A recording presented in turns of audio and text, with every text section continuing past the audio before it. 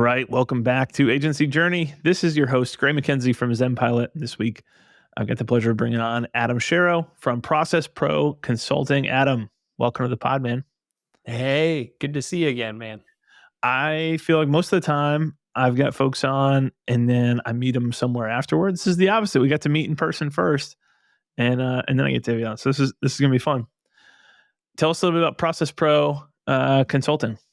Yeah, so Process Pro Consulting, we are a HubSpot Diamond Partner, and we are HubSpot technical experts. So we focus on getting your HubSpot set up for your business. We do that through implementation projects, optimization. You're existing in HubSpot already, but no, you're not getting quite everything you want.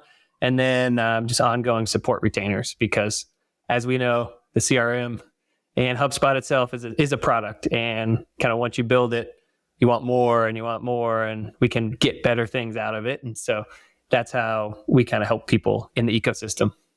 Yeah, you've got a great team. You've got a good name in the space, which is cool. There's a lot of good HubSpot partners, and then there's a lot of HubSpot partners that are, I don't know. I feel like talking to and being in that ecosystem for a long time, you kind of get a feel for who consistently maybe wins a lot of business, but everyone on the back end is like, man, I can't believe we got into their portal, and like it was a disaster when we took over clients from them. And that's not the case with you guys. Like the client journey, you started to hint at it there, but it's not like, hey, this is a marketing retainer or this is whatever else. What does it look like? I'm coming to you for CRM help. What does that client journey normally look like? Yeah, great question. So it's kind of like a doctor, right? You got to go to the doctor. You got to tell them your symptoms. What are you seeing? Kind of what issues are you trying to solve for? And we think of that as like an assessment or a discovery. So that's paid. Yes, that's a paid upfront. And whether we do the full assessment or we build that into just an hourly block of time that we're working with you, we've got to get in, go through our checklist that we have. We'll go through all your settings, all your tools, and really look at what workflows and properties you don't have, and come back with a plan to say, hey, here's the gaps and here's how we can help you. And while we're doing that, it's not just us looking at your HubSpot. We're going into a detailed process review with your team members. So we're hearing from the sales team. We're hearing from the marketing team. How are they using the system? What works? What doesn't work? What concerns them? Oh, the data over here doesn't ever seem right. We kind of get by with it, but it's got to be fixed. So we're really digging in and learning your business and learning kind of all of your processes while analyzing kind of where you're at with HubSpot to kind of see the opportunities that you have. So that's the first step. From there, then we can kind of come out and say, like a doctor, well, this is what we see wrong, or this is what we see we want to work on, and you want to work on as well, as we talked about through that process. And we'll lay out a project plan, and we can get that done in a short amount of time or as fast or slow as you want. And so we'll phase out projects and really allow for you to see the start to finish. How do I get from point A to point B, C, D? It's hard to do everything at once. And so I feel like we do a great job of helping you lay those things out in a clear path and then follow that path so that we're not skipping around and feeling like, oh, we're in the same spot 6 months later. Right. That makes sense. And then, so once you're done with that project, then there's like a support retainer. Is that the recurring revenue piece? Yeah, exactly. So then we jump into kind of an ongoing support retainer, which is going to be a monthly set of hours that we work with you. And those consist of a weekly meeting touch point to make sure we're all up to date on status. And then working sessions where needed for the larger projects that get built out within that retainer. If you don't mind, I'm going to ask you some very specific questions here around the client journey. Feel free to not, like, if there's stuff that you're like, hey, I don't want to share this, feel free to decline. How standardized is that assessment process? Is it like everyone pays X amount of money and it takes X amount of time? Or is that vary a lot based on, hey, this is a 5,000 person enterprise versus this is a 50 person startup? Yeah, it's changed over time, right? And it changes over time because of what you're saying. Like, what are we looking at, or what are we trying to solve for? In the beginning, when we're working with 20 to 30 person business, that's a very standard approach to probably what you're doing in the marketing team, what you're doing on the sales side. teams aren't super large, which means you're going to have less complexity of routing rules and all of the different components that go into it. And so over time, as we've kind of grown up market, being a Diamond partner and working with enterprises anywhere from 200 to 5,000, that's a different project. But I think it's different. So what we'll do is we'll go in and say, okay, what are their goals, and determine what do we want to get out of the assessment? Because what they want to get out of the assessment up at an enterprise level is different than what an assessment needs to get out of, at a more small business entry level position. I'm gonna throw this one at you because I think a lot of people probably deal with this, but I would imagine there probably are some people who come to you and say like, hey, I know we're not getting as much out of HubSpot as we wanted, but I've got to believe you get a lot of people too who are like, I need this one report, or I need this one thing to have happen. And sometimes when you throw an assessment at people, they're like, I already know what I want. There's someone understanding like, I know you need to validate this, but are you just digging for other problems, or like maybe there's other stuff they want down the road? Do you get any pushback to that, or is that not really an issue? Yeah, we definitely do. And again, it's meeting the customer where they're at. So, if you've got the top 5 things that you need to get done and you're ready to go, and there's a caveat to it, right? Like when we jump in, what you're telling me without me jumping in and knowing kind of where the system's at and how the system's set up, I can go ahead and we can start working on those items.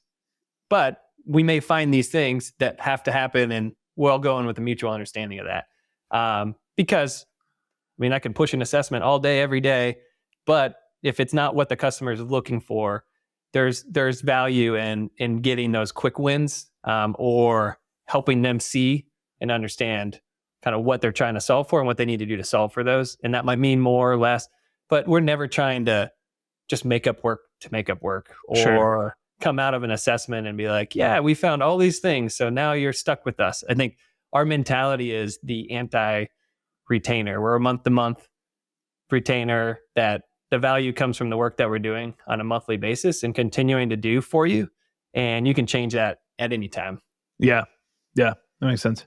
How does that, so that obviously provides then some, or creates some challenges on the delivery side in terms of what capacity looks like. Hey, we've got a budget for what that normally looks like is like slightly lower utilization than we'd see in a different org, which means a higher delivery margin would be how we try to balance that out. Totally fine as long as the numbers all make sense. How are you doing plan? And obviously if you have super strong retention anyways, then that's not an issue that you'll see as much. But what are the side effects or the impacts from that model that you've had to deal with as you're building it? Obviously if you're heavily project based, like your pipeline is super important. But what are the things that you guys have had to do to make that business model work as well as it has for you? Yeah, I think you touched on it. Retention's huge. And so we have a very high retention rate, because we're helping kind of get those projects off people's task lists and helping them move those forward. And typically those are, if you came to me with that 5 list item, how long have you been looking at that for? And so if our team can go ahead and get those kind of crossed off the list and help you shine and be able to take that back to your team and show, hey, we're moving the dial forward, that creates retention. And that's kind of like that ongoing thing. So with that being said, that helps a lot. In terms of like the changes over months, and we're just very communicative in working on what's important for our customers. So I can go ahead and come back to you with that assessment report and start working on number 95, or exaggerate here, 95 list would be long, but and come back to you, work on the wrong prioritized thing. So being flexible and working with our customers to work on their top priorities that align well to the plan, because maybe once something has to happen before, it's super important, but then we're all working on the top things that are making a big impact, which create retention. Yeah. Are there any projects you take on that are non-HubSpot? No. So we're only doing HubSpot. We do, HubSpot to Salesforce integration, do a lot of those. We're a very strong team on Salesforce. However, we're working with folks that have their Salesforce admin. That's its own beast of a system. And to try to take on both of those types of things at the same time, to me, and from past business experience, is like stepping out of my wheelhouse. Yeah.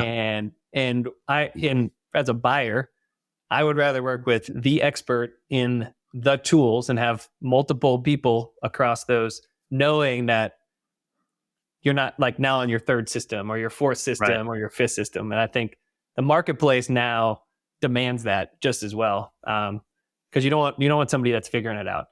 There's Yeah. too many people out there to go through that experience. Where does pipeline come from? So, I mean, the risk that people identify anytime you're partnering up with a single platform and say, hey, like we are the HubSpot technical experts, is what if HubSpot, the marketplace doesn't grow as quickly or shrinks or whatever the platform risks? What if, this platform starts offering their own services or whatever else? And I think HubSpot, it seems to be a very strong wave. And as someone who bought shares at the IPO, like that's been great. Congrats. Great from my perspective as well. But how do you build and develop pipeline built around HubSpot too? Is that mostly from HubSpot reps pulling you into deals, or what does that look like for you all? Yeah, it's a combination. I mean, definitely HubSpot partnership is strong. And so for us, we focus on maintaining that and focus on the accreditations and focus on the steps that you've got to take to be presented as a top partner. But I think outside of that, what we've always learned too is you got to build your own sales process and sales funnel. And so, we're very key for us to be the thought leaders out there and be sharing our knowledge and really creating a pipeline through that. So it's a combination of the partnership. It's a combination through, other partnerships with folks that are working with businesses in the space that, need CRM support, that are huge drivers. And then it's just the HubSpot ecosystem is so big and growing so fast. It's a risk. Sure. For sure. But there's also, when you look back on how did the Salesforce ecosystem evolve and how many Salesforce partners are there and how many, like it's a very replicative of that in the past. And sure, like Salesforce partners may be trying to get into HubSpot, but you don't really see that much. And it's like, it's a sign to me that, there's a long-term kind of stance. If you can position yourself as a strong technical partner. Yeah. There's only going to be more and more, and especially as HubSpot's clearly moving upstream, right, those projects get larger, more technical, and that's your expertise that's needed. Yeah. This might be less so moving upstream, but are there a handful of things that you see most commonly? Hey, here's almost everybody has this issue, or what's on that? Like we made the bingo card of, hey, these are the most popular things that people are coming to us with. What does that look like? Yeah, I mean, I think it's just boiling it back down to the kind of the basic processes. Are we tracking people across life cycle stages? Are we understanding lead source and attribution? That's huge. That's probably the number one thing right now. Everybody wants to overcomplicate it and get to every minutia of little detail. And can you even see it directionally right now? Like where your sources are coming at a top 10 level, but everybody wants 125 sources, and that doesn't tell you anything. And it also makes it very hard to analyze, and you end up just analyzing data and saying, this is wrong, that's right, because you make your rules too complex. So that's a huge one. Kind of see where I stand on that. You can, right. More simplicity can help you long-term point and shoot, but understand there's the need for super details, and we can get into all that as well.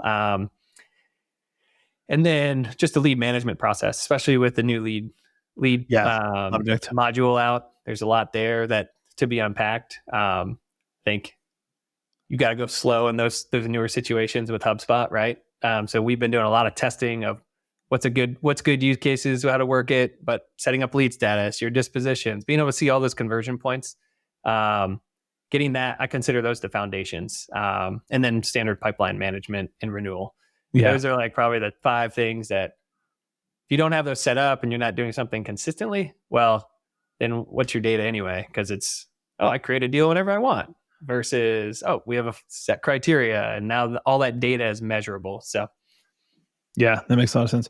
I've seen, the highly technical HubSpot teams always run into working on larger and larger deals. There's some kind of team training that needs to have. There's like the enablement piece that's not just the tech solution, but that's the behavioral, like how do we address the behavioral challenges here? Or people need to understand how this works and what gets updated. do you mostly solve for that by solving with one internal champion who's then relaying that and enforcing that across the team? Are you going in and doing trainings with them, or are you leaning on other folks to do that, partnering with anybody? How does that get solved? Yeah, and that's one, I think, probably the hardest thing that all HubSpot agencies are trying to solve for, because I don't know what the number is, but it's probably close to 500 product updates this year, right? So how do you keep it all straight? How do you share that knowledge? How much knowledge do you have to know as a team, to what level, right? Right. I mean, one thing that I practice and preach is not everybody's going to know everything, but that collectively as a team and as an agency, we've got people in certain areas that are experts in those areas that we can rely on. And then it's deploying those same motions over and over again. And so how do you do that? Is, yes, there's kind of one point person that's helping kind of distill what are the top things. We'll take those back on a weekly basis and run through those kind of in our team meetings to build awareness, right?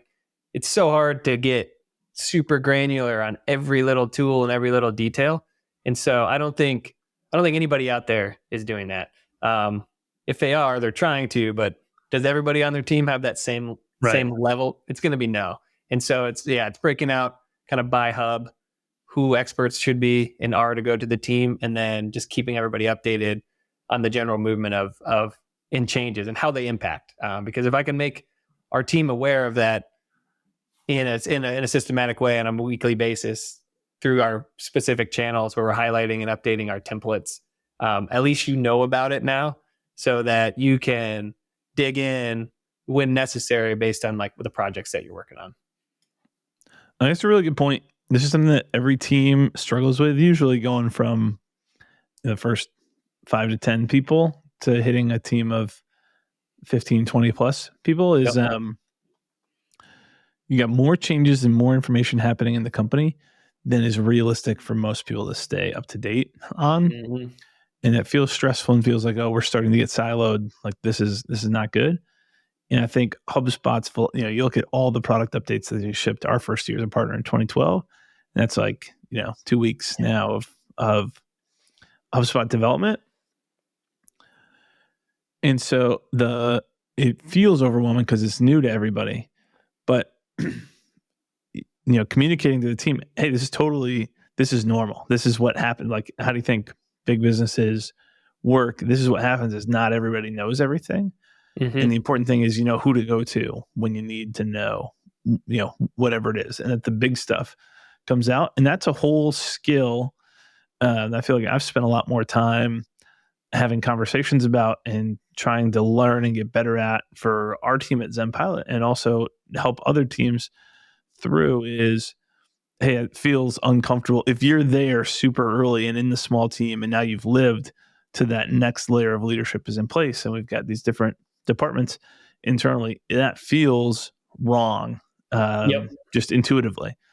And so getting over regardless of how it feels, it's not going to be efficient if everyone spent, 20 hours a week trying to keep up on every single thing that changed. Yeah. And that's something that for me, we're a 13-person team now, and that's a huge, you go from 2 to 5, 5 to 10, 10 to 20. You guys you've done that. Those are major milestones, and there are major points where those feelings and those changes, and like we're in the midst of that. Yeah. How do you get to 20? It's like, well, we've got to get more refined. I can't have 10 people trying to solve the same thing. Right. And it's like, oh, if 5 of us are all going back and forth about this one new feature, and oh, well, this is how we could deploy it, and that's how we could deploy it. It's like, that's a lot of lost time and effort and energy, which is fun and exciting and super healthy, because that's what makes our team. Yep. Because we're inquisitive, we want to learn, we want to dig in, and it's awesome. But how do you control that behavior so that it is getting streamlined? Right. That is kind of one of our main things right now that we are working on, and coaching people through that as well, right? Like, you don't know everything. Right. But where do we go? Like, as a whole, as an agency, people are working with you because of your collective knowledge and collective experience, right? Yep. And they're counting on us to put those templates in place and kind of work through those standard processes. So nobody's figuring it out every single time, which we all do, right? But then it's also, I know if I bring this to a team of 15 people versus one freelancer or one contractor, no knock on the contractor or the freelancer. Sure. It's just they're in the same boat. They can only know so many things, and it's not everything. And nobody, it isn't for anybody anywhere. And so it's important to recognize that and get everybody okay with that to be able to learn and grow. And you learn from experience and working with others and the team that's right. Why people are buying kind of the time of an agency. Yeah, 100%. As we look forward here, we're wrapping up Q4 23 right now. You look forward, and the HubSpot ecosystem appears to be strong and continuing to grow. You've got a good reputation. Like there's all the things on the flywheel, to use the HubSpot language, that are going to keep turning. What are the things you're most excited about coming up in 2024? Like what are you hoping to accomplish? What do you anticipate seeing? Yeah, like from HubSpot specifically? No. I think specific to Process Pro Consult, like from an agency perspective. Yeah, I think continued opportunity for the larger, more complex projects. I think that technical space right now is just at a tipping point where there's the key elite players in the game that are in most of those projects, and that's a lot driven by the HubSpot ecosystem. But I think with the accreditations and those kind of really coming into play, I think there's an opportunity for ourselves to really get established as that technical agency. It's interesting for us. We do a lot of optimization work. Like we have never really been one that's just like, okay, we're going to go get all new work, right? All new work is our only focus. It's just, well, let's build a sustainable business that is helping people be really awesome at HubSpot. And that's what we focus on. But we're seeing now, okay, there is more opportunity in the new business. We got to get involved in that. And so for us as a business, that's a big focus, getting people into HubSpot, making those conversions, things that we do now. But a lot of times we're picking up we tried to do the implementation, or we did the implementation with this services and it's not really where we need it to be. So can you guys come in and kind of play cleanup? So that's one thing that we're excited about. We're seeing a lot of traction there.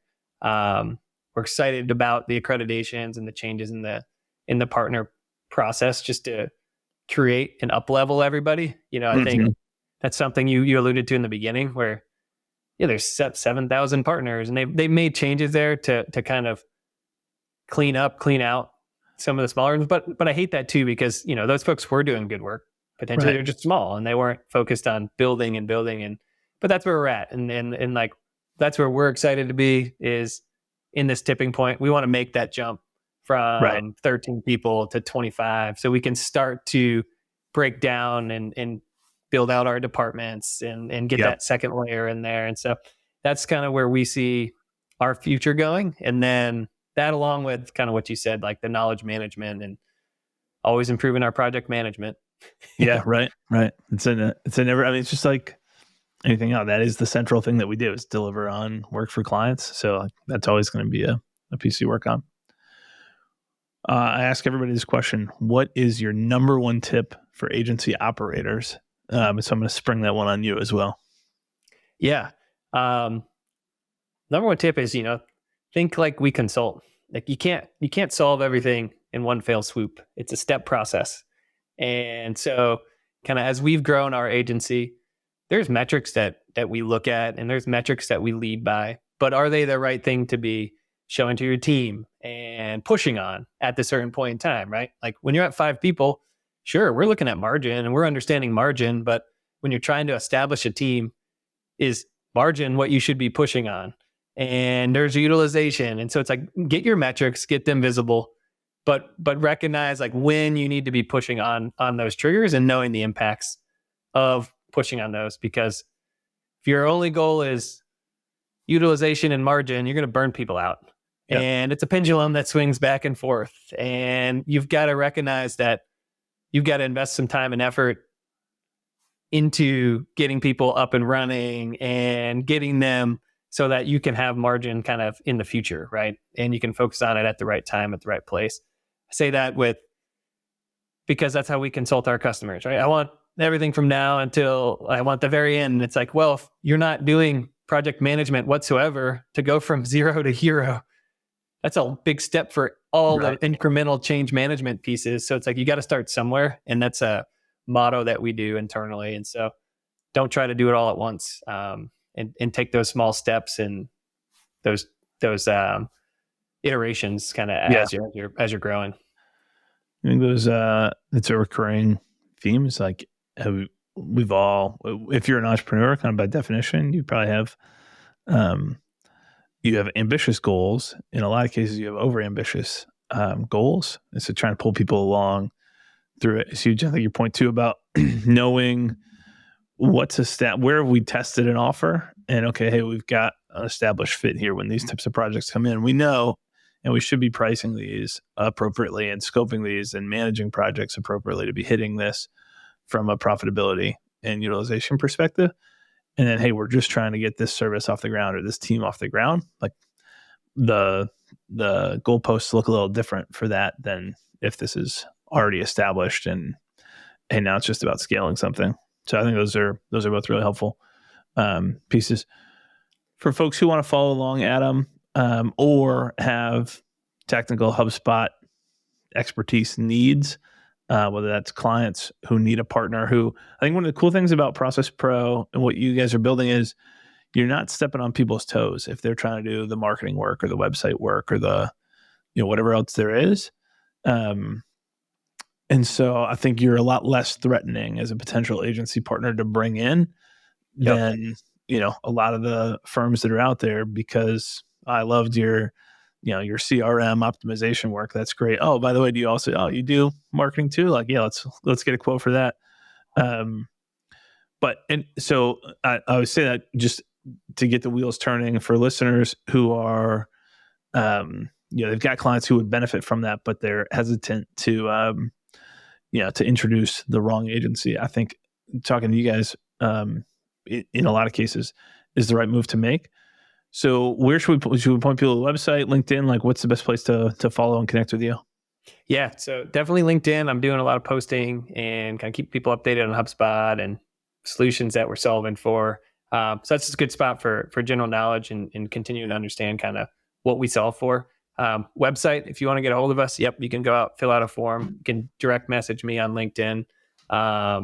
Responsive on all channels there. So like you said, we like to stay in our wheelhouse, and that's super important. And I think there's a place for people and spaces that can do it all, and it has its benefits. And then maybe we evolve over time and we've gotten pulled in directions, but it's like, we're not a website agency. I'm not creating, designing, and building websites, but can we make a landing page template? Yeah, we can.